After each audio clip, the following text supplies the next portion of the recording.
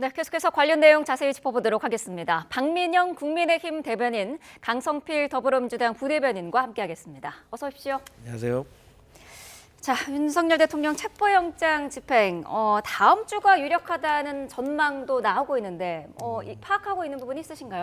아니요, 저희가 경찰이 언제 이 체포영장을 집행할지는 정확한 날짜는 알 수가 없습니다. 네. 하지만 이제 경찰들이라든지 아니면은 저희가 상식적으로 좀 생각을 해보면 어쨌든 지금 현재 경호처에는 한 700여 명 정도 되는 직원들이 있다고 합니다. 네. 그런데 여기에 행정 인력이라든지 그다음에 파견 나온 인력들을 제외하면 실제적으로 대통령을 경호하고 있는 인력들은 한 300~400명 정도 된다고 해요.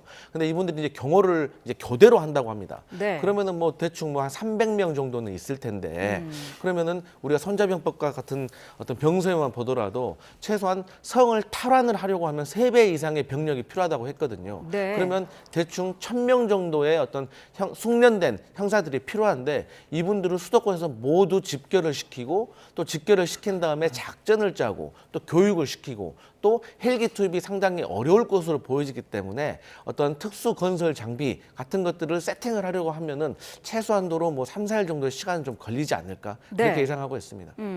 이번에 체포영장 시한이 3주가량 된다는 보도도 나오고 있는데 사실 시한 내 여러 차례 시도는 해도 됩니다만은 한 번에 할 가능성이 높은 거죠? 그러니까 기간 자체보다는 집행할 능력이 있는지와 집행 방법이 더 중요한 게 아니겠습니까? 네. 사실 1차 집행 당시에도 기한 자체는 일주일로 주어졌었지만 공수처가 실질적으로 집행을 시도한 것은 1월 3일 약 5시간 30분 네. 정도밖에 되지 않았습니다. 결과적으로 1차 집행에서 그 집행을 실패하면서 그 체포를 집행할 동력 자체가 여론적으로 완벽하게 무너진 상황이었기 때문에 2차 집행 상황까지 이어졌다라는 점에서 이번에도 어떻게 시도를 하느냐, 어떤 방법을 택하느냐가 더 중요할 거라고 생각을 하는데요. 네. 지금 민주당 측에서 성을 탈환한다라고 표현을 또 하셨고 이게 마치 군사작전을 하듯이 저는 이 체포영장 집행을 이해하고 계신 것 같아서 이게 어떤 유혈 사태나 물리적인 사태로 이어질 수 있는 가능성에 대해서 우려를 제기하지 않을 수 없습니다. 그러니까 사실 네. 이 현직 대통령을 수사함에 있어서 체포영장을 집행하는 것이 전 필수적인 요소라고 생각하지는 않거든요. 이 박근혜 전 대통령부터 해서 전직 대통령들도 꼭 체포를 통한 수사가 이루어진 뒤에 기소가 된 것은 아니었기 때문에 저희가 이렇게 좀 극단적인 방법론을 통해서 이 기관과 기관이 대치 상황으로 가는 것이 바람직한가에 대해서도 고민이 네. 필요할 것 같습니다. 네. 경호처와 경찰이 어떤 전략을 짜고 있을지도 관심인데 일단 경찰은 수도권 형사를 총동원할 예정이라고 합니다. 강력범죄 수사를 담당하는 경험 많은 형사들을 투입하겠다 이런 의지인 거예요. 예, 사실 민주당 입장에서는 장갑차도 동원해야 되고 총알을 맞을 각오로 공수처가 들어가야 된다라는 사실 그건까지 이야기하고 있는 것이거든요. 그러니까 경호처가 지금 인력이 700명 정도가 있다라고 하는데 네. 이것을 돌파하기 위해서 몇 배의 경찰 인력을 동원해야 된다. 결과적으로 물리적인 수단까지 마다하지 않겠다라는 의지로 보이는 것이거든요. 예, 이런 것들이 결국에는 이 국가가 우리나라 이제 국가 체계에서 이 경찰의 집행이 아니라 이 검사라는 과정을 이 법치 과정을 제도권에 또 명시한 이유가 무엇이겠습니까? 이 폭력을 통한 해결이 바람직한 방식이 아니기 때문에 국가적으로 또 피의자의 방어권도 보장을 해야 되고 여러 가지 법적 장치들을 마련해야 되기 때문에 네. 폭력적인 방식을 지양해야 한다라는 게 저희 법의 정신이라고 생각을 하고요. 네. 좀 그런 측면에서 좀 합리적인 방식으로 문제를 해결해 나갔으면 좋겠습니다. 네. 국수본부장이 어제 언론에 보도되는 경찰 특공대나 장갑차, 헬기 동원 이런 얘기는 검토한 바가 전혀 없다 이렇게 밝히고 있었습니다. 인력을 대거 투입하는 것만으로 지난번과 다를까 하는 지적도 있는데요. 그러니까 비상계엄이 실패한 가장 큰 이유 중에 하나, 김영현 전 국방부 장관이 뭐라고 했습니까? 중과 부족, 수가 부족하면 대항할 수 없다는 겁니다. 결국에 이번 윤석열 대통령 체포영장 집행의 관건은 시간과 인력과 그리고 가장 중요한 의지의 문제인 겁니다. 우리 대변인께서 말씀하셨지만 유혈 사태 없어야 합니다. 네. 그렇기 위해서 안전하게 이 체포를 하기 위해서는 저는 개인적으로 1차 처음으로 진입을 하자마자부터 대통령을 바로 체포하려고 하는 것은 좀 부적절해 보인다고 생각을 합니다. 네. 저는 경호처의 수뇌부부터 체포영장을 집행을 하게 되면 사실 대통령이 아닌 자들을 위해서 무기를 사용한다거나 극렬하게 저항하는 것은 사실 불법이라고 생각하고 경호처 직원들도 알 거라고 생각을 합니다. 그렇기 때문에 우리가 소위 말해서 릴레이 체포 방식이라고 하죠. 5명, 10명 계속해서 끊임없이 여기에 대해서 방해하는 어떤 경호관들부터 한 명씩 명씩이라도 계속해서 체포해 나가서 마지막 남은 분, 대통령 한 분을 모셔서 오는 것이 중요하다고 생각을 하고요. 네. 그런데 이 시점에서 그럼 왜 이러한 일이 일어났는가? 자꾸 국민의힘에서는 대통령의 방어권이라든지 그다음에 꼭 체포를 해야만 하는 것이냐라고 이의를 제기하는데 맞습니다. 이렇게까지 하지 않아도 됩니다. 대통령께서 수사에 응했으면 그리고 체포영장 집행하는데 그냥 순순히 나오셔서 본인이 결자 해지하시면 되는 겁니다. 그래서 법적으로 정해진 이 방어권을 행사하시면 되는 거거든요. 네. 아니 수사에 가셔서 사실 묵비권을 행사하시면은 아니 결국에는 불구속 기소를 할 거 아니겠습니까? 그런데 왜 대통령께서 무리하게 아무런 대응도 안 하시다가 이제 와서 수사기관이 잘못됐다느니 권한이 잘못됐다느니 체포영장 집행이 부당하다느니 이렇게 말씀하시는 거는 조금 국민 정서와 맞지 않다 이런 말씀 드리겠습니다. 네, 뭐 물리적인 충돌이나 여러 가지 상황을 고려해서라도 윤석열 대통령이 협조를 하는 게 가장 좋은 방법이 아닌가라는 지적이신데요. 어떤 의견이신가요? 예, 결국에는 뭐 비상계엄이 원인이 된 것이기 때문에 이에 대해서 대통령이 적극적으로 임해야 한다라고 주장을 민주당 측에서는 하고 계신 것이고요. 네. 저도 윤석열 대통령 측에서 좀 그런 식의 전향적인 방법도 고려할 필요가 있다라고 개인적으로는 생각을 합니다. 네. 그러나 같은 논리로 또 공수처 측에서 윤석열 대통령 측에 빌미를 제공한 측면도 분명히 있다라고 생각을 합니다. 그러니까 공수처라는 조직이 기본적으로 수사 관할권 측면에서 내란죄를 수사할 권한이 있느냐라는 논란이 아직도 계속되고 있는 것이고요. 윤석열 대통령 측에서 이렇게 얘기를 하고 있습니다. 서울중앙지법에 영장을 발부받아 와라. 네. 그렇게 하면 우리가 응할 의향이 있다라고 얘기를 하고 있는 거거든요. 실제로 공수처법에 따르면 공수처의 이 체포영장을 발부받을 수 있는 관할 법원은 서울중앙법원으로 되어 있습니다. 네. 공수처가 중앙법원에 5번이나 체포영장을 청구하고 5번 모두 다 발부를 받지 못하자 서울 서부지법으로 지금 소위 판사 쇼핑을 했다는 논란이 계속 있는 것이거든요. 네. 그러니까 이에 대해서 공수처가 이런 의구심을 해소하기 위한 노력을 할 필요가 있고 결과적으로 이 평화적인 해결책의 주도적인 입장, 주도권을 가진 입장은 공수처와 경찰이다라고 생각을 합니다. 이 부분 잠깐 짚어볼까요? 공수처가 그러면은 서울중앙지법에 다시 발부받으면 아니냐, 발부받으면 되는 거 아니냐 이런 지적이신데요. 우리 대변인께서 말씀하셨던 거 충분히 일리가 있습니다. 근데 이런 것들은 서부지법에서 영장이 발부되기 전까지는 충분히 주장할 수가 있는 겁니다. 하지만 이미 영장이 발부됐잖아요. 이 영장이 발부됐다는 것은 말씀하셨던 그 내용들을 모두 판사가 법리적으로 검토를 하고 이게 현직 대통령을 영장에 대한 체포영장을 집행하는 것에 대해서 얼마나 부담이 있었겠습니까? 그럼에도 불구하고 이렇게 영장을 발부하는 결과를 내렸다는 것은 따라야 됩니다. 그리고 그 이후에도 대통령 측에서 이의 제기를 했습니다. 법원에. 근데 또 기각됐잖아요. 그리고 법원 입장에서도 아니, 서부지법에서 영장을 발부한 것이 잘못됐다. 그래서 그럼 중앙지법으로 다시 발부해라 라고 한다는 자체가 70년의 법원의 역사를 부정하는 것이기 때문에 그럴 수가 없고 공수처법 31조에 보면 관할 소재지에 그리고 또 증거가 있는 곳에 충분히 할 수 있다라고 법적으로 명시가 되어 있습니다. 그리고 가장 중요한 것은요. 대한민국에서 어떤 국민이 법원의 체포영장에 대해서 잘못됐다, 수사기관이 잘못됐다 이렇게 주장할 수가 있겠습니까? 이것은 현직 대통령이라는 방탄 갑옷을 입고 있기 때문에 가능한 것이다. 하지만 대통령에게는 헌법 수호의 의무가 있고요. 또 대한민국 헌법 제11조를 보면 모든 대한민국 국민은 법 앞에 평등하다고 했습니다. 그렇기 때문에 이제는 어떤 수사 권한과 대상 그리고 영장에 대한 정당성에 대해서는 조금 무의미한 논의가 되었다 이런 말씀 드리겠습니다. 네. 자, 윤석열 대통령 측이 어제 이제 외신 기자 간담회도 열기도 했는데요.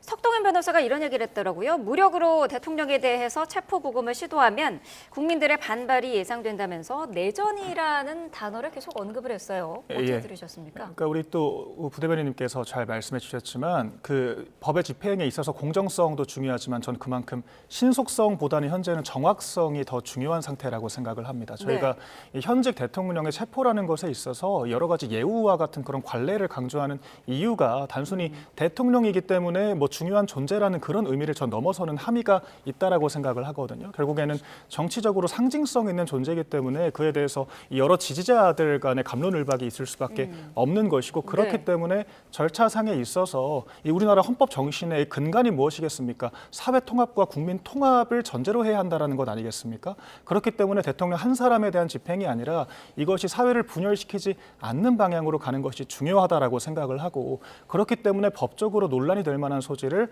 최대한 배제해야 한다라고 저희가 말씀을 드리는 것이거든요. 그러니까 저희가 1차 집행 당시에도 공수처에 왜 굳이 서부지법에서 발부를 받았느냐라고 문제 제기를 했는데 공수처가 이런 이의 제기에 전혀 개의치 않고 또다시 서부지법의 영장을 발부받았다라는 것이 이 영장을 집행했을 때 과연 우리 사회가 통합의 방향으로 나아갈 수 있는 거냐라는 이 의구심을 가질 수밖에 없는 것이고요. 그렇기 네. 때문에 저는 이 석동현 변호사 측에서 대통령 개인을 보호하기 위해서 이런 말씀을 하시는 거라고 생각하지 않습니다. 결과적으로 이 어떤 법리적인 판단이 사법적인 판단을 넘어서 이 정치 사회적으로 국민들이 납득할 수 있는 방향이어야 한다. 그런 과정에서 과연 이렇게 좀 물리적으로 강압적인 방식으로 시도를 하는 것이 좋은 것이냐에 대해서 저희가 또 고민을 해봐야 될 것 같습니다. 네. 말씀하신 그런 부분을 때문에 어제 그 석 변호사가 또 이런 얘기도 했어요. 야당과 공수처가 긴밀하게 연결됐다. 이런 표현도 썼거든요. 어떻게 들으셨나요? 그러니까 야당과 공수처가 어떻게 긴밀하게 연결됐다는 것인지 객관적인 증거를 좀 제시를 하셔야지 막연하게 저렇게 말씀하시니까 주장에 힘이 없는 거죠. 이미 석동현 변호사께서는 과거에도 윤석열 대통령도 법률가인데 체포의 채자도 꺼낸 적이 없다라고 했던 동안 계엄에 가담했던 중요 종사자들이 뭐라고 말했습니까? 윤석열 대통령이 직접 전화해가지고 4명에서 1명씩 들고 나와라. 총을 쏴서라도 문을 부수고 의원들을 끌어내라. 이런 말씀을 하셨다는 정황들이 드러나고 있잖아요. 그렇기 때문에 저는 석동현 변호사님께서 하시는 말씀에 대해서 좀 객관적인 증거를 함께 제시해야지 막연하게 이렇게 주장만 하시는 것은 조금 부적절하다라고 생각을 하고요. 네. 어쨌든 간에 그 대통령께서 체포영장과 관련해가지고 지금까지 많은 논란이 있습니다. 그리고 이 체포영장을 집행하느냐 마느냐에 대해서 국민적으로도 많이 갈려있는 상태라고 생각을 합니다. 그렇기 때문에 저는 다시 한번 거듭 호소드리지만 대통령께서 이 추운 날씨에 많은 국민들이 대통령 영장을 집행해라, 집행하지 마라 이렇게 고생하시는 것을 대통령께서 좀 보시고 국민들에 대한 마지막 조금 예의 차원에서 본인이 결재 해지해 줬으면 좋겠다 이렇게 호소드립니다. 네. 계엄 선포 목적이 달성되지 못할까 봐 대통령이 걱정하고 있다라는 언급도 어제 나왔는데 이거 어떤 네. 의미입니까? 그러니까 일단 반박을 좀 짧게 드리자면 뭐 야당과 공수처가 연결되어 있다는 증거가 뭐냐라고 말씀하셨는데 지금 이상식 의원의 SNS가 계속해서 논란이 되는 것 아니겠습니까? 이상식 의원이 본인이 직접 공수처와 민주당 사이에 메신저 역할을 하고 있다라고 이야기했다가 논란이 되니까 해당 부문을 삭제를 했거든요. 네. 거기서 끝나는 것이 아니라 바로 아래 문단에 또 이런 내용도 있습니다. 그 공수처가 오는 주말경 체포영장을 집행할 것으로 보인다. 그러니까 이런 사실관계들은 수사 기밀에 해당하기 때문에 네. 내밀하게 정보를 교류하는 게 아니라면 알 수 없는 정보라고 저희는 생각을 하거든요. 그런 측면에서 공수처와 내통을 하고 있는 게 아니냐라는 의혹을 제기하는 것이고 만약에 이 특정 정당이 수사기관과 내통을 하고 있다는 게 사실이라면 이건 심각한 국헌 문란이 될 수 있는 것입니다. 이에 대해서 저희가 문제를 제기하는 것이고요. 네. 예, 그 질문해 주신 내용이 계엄 선포 예, 계엄 목적이 선포의 달성되지 목적, 못할까 봐 걱정하고 있다라는 부분이요. 사실 저는 이 계엄의 성공이라는 표현은 적절한 표현은 아니라고 생각합니다. 아하. 결국에는 이 비상계엄이라는 것이 정치로 풀어야 될 것을 정치가 아닌 어떤 법적인 물리적인 방식으로 풀려고 한 것이기 때문에 저희 국민의힘에서도 이런 방식은 옳지 않다라고 일관되게 말씀을 드리는 것인데요. 네. 다만 이런 함의는 있을 것 같습니다. 사실 민주당이 3년 내내 지금까지 국무위원 검사들을 29차례나 탄핵소추안을 가결을 시켰고 예산을 감액하고 국정조사와 이제 특검을 통해서 계속해서 행정부를 압박해왔던 이 과정이 지금까지 충분히 부각이 되지 못한 것이거든요. 네. 그러나 이제 비상계엄을 계기로 해서 여러 지지층들이 지금 또 국민의힘 측에 결집하는 양상을 또 보이고 있지 않습니까? 이것이 국민의힘이 잘해서가 아니라 민주당이 지금까지 이런 극악무도한 방식으로 행정부를 압박해왔구나라는 것이 국민적으로 알려지고 있는 측면이 있다라고 생각합니다. 그러니까 이게 대통령의 방법론을 떠나서 그럼 야당이 과연 이 행정부를 압박하는 초토화시킨 이 방식은 정당했느냐 이제 이런 사회적인 공론화가 이루어지는 과정이 어찌 보면 좀 정치적으로는 또 소기의 성과가 있었다라고 생각을 하시는 것 같습니다. 네. 의견 붙으실 만한 부분이 있으실까요? 네, 이제 뭐 이상식 의원과 관련해서 말씀하셨으니까 조금 설명을 드리면요. 네. 이상식 의원 같은 경우는 물론 초선 의원으로서 조금 미흡했던 점은 저는 분명히 있다고 봅니다. 하지만 오늘 우리 이 토론에서도 저에게 물어보잖아요. 언제 영장 집행할 것 같냐? 어떻게 할 것 같냐? 그 정도 상식적으로는 누구나 예상을 할 수 있는 부분이거든요. 그리고 또 그렇게 따진다고 하면 이철규 의원에 대해서 지적을 안 할 수가 없습니다. 사실 이상식 의원 같은 경우는 행안 의원입니다. 그렇기 때문에 우리 대변인께서 잘 아시겠지만 상임위원회에서 해당 기관을 불러가지고 현안 질의하고 그러한 과정 속에서 질문을 또 할 수 있는 겁니다. 하지만 이철규 의원께서는 먼 훗날을 생각하라. 이건 어떻게 잘못 들으면은 잘못 해석하면 협박으로 들 수가 있고 이분은 행안위원도 아닙니다. 하지만 경기지방경찰청장까지 하셨던 분입니다. 그렇기 때문에 이런 서로 간에 오해가 있는 것을 계속해서 물타기를 하게 되면은 사실 본질이 어긋나기 때문에 저는 이쯤에서 서로가 좀 그만둬야 된다라고 생각을 하고요. 네. 어쨌든 간에 대통령께서 계엄에 대해서 목적이 성공하지 못할 것 같다. 이거 정말 잘못된 말씀이시죠. 그리고 대통령께서 비상 계엄을 하신 이유가 야당에게 경고를 하고 또 이러한 것에 대해서 국민께 알리고 싶다고 했잖아요. 그러면 야당의 어떤 행동에 대해서 경고를 하시려고 했었냐?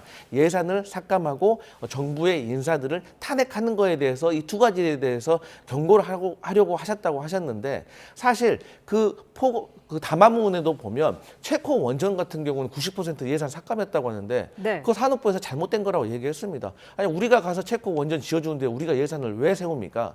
그리고 이 계엄이 지난 3월부터 계획이 됐다는 정황들이 드러나고 있는데 그때면 어떻게 민주당이 탄핵을 할 건지 예상을 하고 미리서 계엄을 선포하신 겁니까?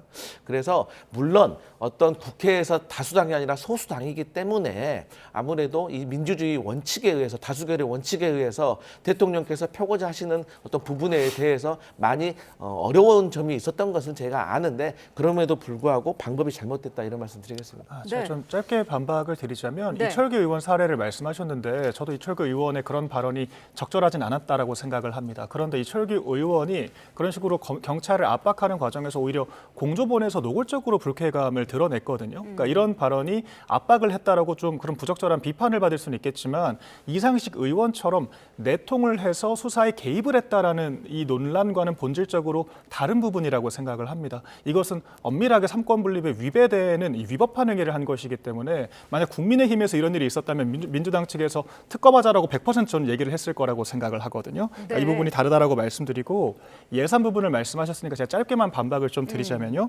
그러니까 민주당이 이 원전 관련 예산만 삭감한 것이 아니라 대왕고래 예산도 90% 이상 삭감을 했고요. 또한 특활비, 검찰 특활비와 대통령실 특활비를 전액을 삭감을 했고요. 또한 이 정부 예비비 있지 않습니까? 정부 예비비가 이번에 이 무한 이 공항 사고 같은 경우에 저희가 급작스러운 사고에 대응하기 위해서 이 정부 예산이 필요한 것인데 네. 1조 원이 넘게 삭감을 했습니다. 그렇기 때문에 사실상 이 국정을 마비시킬 목적으로 예산 삭감을 한 것이 아니냐 이런 문제의식이 있을 수밖에 없는 것입니다.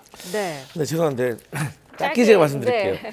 대왕고래 프로젝트 예상 삭감한 것은 정말 윤석열 정부 도와준 거라고 생각하시면 됩니다. 그거 주도하려고 했던 업체 얼마나 미비했는지 잘 아실 겁니다. 그리고 검찰 특활비 얘기하셨는데요. 검찰 특활비는요. 이렇게 월세 주듯이 정기적으로 지청에다가 내리는 게 아닙니다. 그리고 정부 관리법에도요. 이것을 현금성으로 지원하면 안 된다고 되어 있습니다. 그럼에도 불구하고 다 쓰고 나서 국회에서 상임위에서 보고를 하겠다고 하면 저희 민주당은 드리겠다는 겁니다. 하지만 그조차도 안 하겠다고 하기 때문에 피치 못했던 조치였다는 점을 좀 이해해 주셨으면 좋겠습니다. 국정원과 공수처 같은 수사기관들 다 특활비가 수목적으로 활용되고 있다는 건 잘 아실 거라고 생각을 하고요. 그러면서 또 국회에서는 국회 그 세비는 또 대폭 늘리지 않았습니까? 이런 부분들이 논란이 되고 있는 것입니다. 네, 자 그런 부분까지 짚어보기는 저희가 시간이 조금 부족해서요. 계속해서 내용을 좀 넘어가도록 하겠습니다. 오동훈 공수처장이 어제 체포영장에 방해를 하면 의원도 체포가 가능하다 이런 언급을 했더라고요. 정당하다고 보시나요? 네, 이게 특수 공무 집행 방해인데 어쨌든 현역 국회의원은 현행범이 아니면은 체포를 할 수가 없게 되어 있지만 네. 이건 현장에서 현행범으로 이렇게 간주할 수 있기 때문에 충분히 체포할 수 있다. 그리고 이미 이게 법적 해석도 끝난 걸로 저는 알고 있습니다. 네. 그리고 무엇보다도 이제 국민의힘 의원분들께서는 이번 총선에 임하시면서 불체포 특권을 포기하겠다라고 이미 서명을 하셨고 또 SNS도 올라와 있더라고요. 네. 그렇기 때문에 저는 국민의힘 의원들께서 현명한 판단하실 거라고 믿고 있습니다. 국민의힘의 지금 원외 당협위원장들이 탄핵 반대 모임을 결성을 했는데 매일 관저 앞으로 찾아가고 있다고 합니다. 이거 당에서는 어떻게 보고 있나요? 예, 그러니까 기본적으로 국민의힘 뭐 의원들이건 원외 당협위원장들이건 그 어떤 수사기관의 그런 공적 집행을 방해하기 위한 목적이라고 누구도 얘기하고 있지 않습니다. 네. 예, 의원들도 심지어 관저 앞에 찾아가서 대통령이 만나자 만찬을 하자라고 했는데도 모두 거절을 했고 네. 대통령과 연락을 한 적도 없고 만난 적도 없다라고 분명하게 얘기를 했습니다. 설마 이 국민의 국회의원들이 이 불체포 특권이라는 것이 현행 범위에는 적용 안 된다는 사실을 모르고 그 관저 앞을 찾아갔겠습니까? 그러니까 애초에 이 관저 앞에서 대통령을 지키기 위해 간 것이 아니기 때문에 이 체포 가능 여부를 따지는 것 자체가 적절한 이 좀 사안은 아니라고 생각을 하고요. 네. 또한 이 당협위원장들 그 원외위원장들이 찾아가는 것 또한 뭐 개인적인 정치적인 판단이라고 생각을 합니다. 왜냐하면 네. 여러 의견들이 있지만 또 이 대통령이 체포영장 집행 과정의 이 위법성에 대해서 또 지적하는 여론이 있는 것도 사실이기 때문에 그에 대해서 정치인으로서 호응을 하는 것은 개별적인 자유 사안이라고 생각합니다. 네. 자, 국민의힘 김민전 의원이 곤혹을 치르고 있어요. 대통령 체포영장 집행을 저지하겠다는 백골단의 공식 출범 기자회견이 국회에서 열렸는데 이걸 주선한 게 김민전 의원입니다. 뒤늦게 어쨌든 SNS 입장을 밝히긴 했는데 비난이 쏟아지고 있어요. 어떻게 보셨나요? 그러니까 김민전 의원께서도 그 기자회견이 잘못됐다는 것을 본인이 충분히 인지하신 것 같습니다. 그렇기 네. 때문에 기자회견을 철회한다고 하셨더라고요. 그런데 그럼에도 불구하고 저희 민주당으로서는 김민전 의원에 대한 제명안을 발의하려고 합니다. 네. 이 제명안 같은 경우는 국회의원 3분의 2가 찬성을 하게 되면 제명이 되는 것입니다.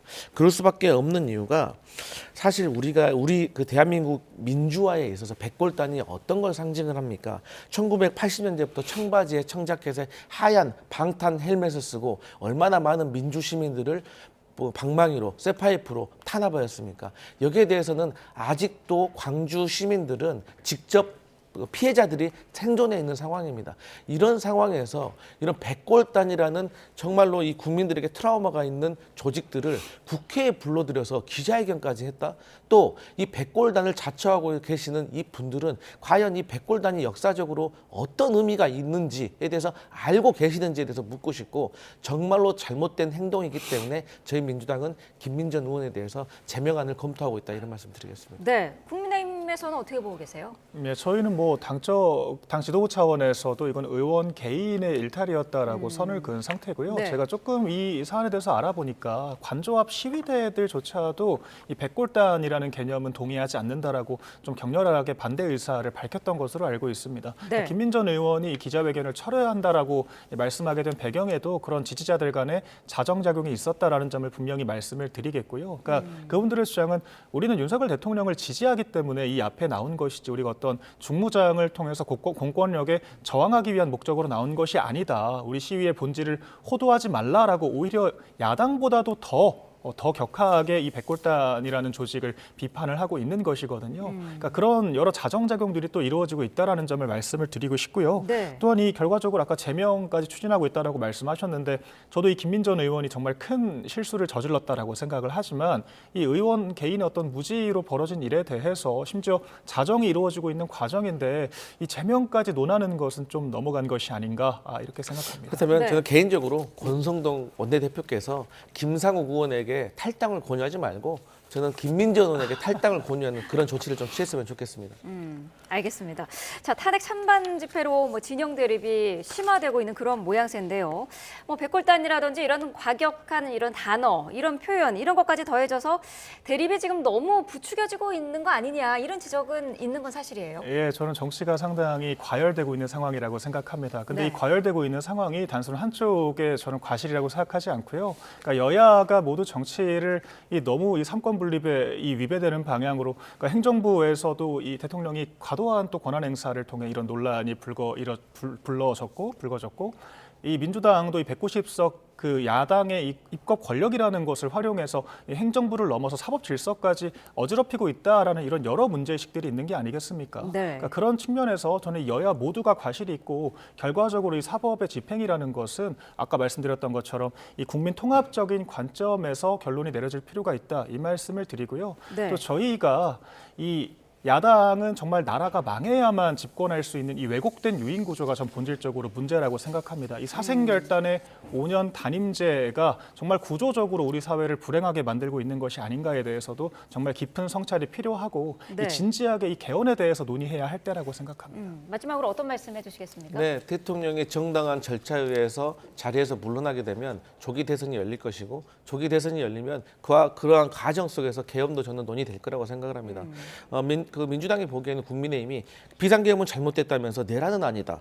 그러면서도 또 불법은 체포영장은 불법이다. 이러한 프레임 자체가 사법질서를 무너뜨리는 것이기 때문에 저는 사실 거기에 계시는 국회의원이나 뭐 원외위원장들도 각자의 정치적인 목적에 따라서 행동하고 있다고 생각을 합니다. 그렇기 때문에 더 이상은 우리 국민들을 좀 혼란스럽게 하지 말고 저는 대통령께서 좀 이 문제에 대해서 결정해 주셨으면 좋겠다 이렇게 호소드립니다. 네, 알겠습니다. 여기까지 듣도록 하겠습니다. 박민영 국민의힘 대변인, 강성필 더불어민주당 부대변인과 함께했습니다. 고맙습니다.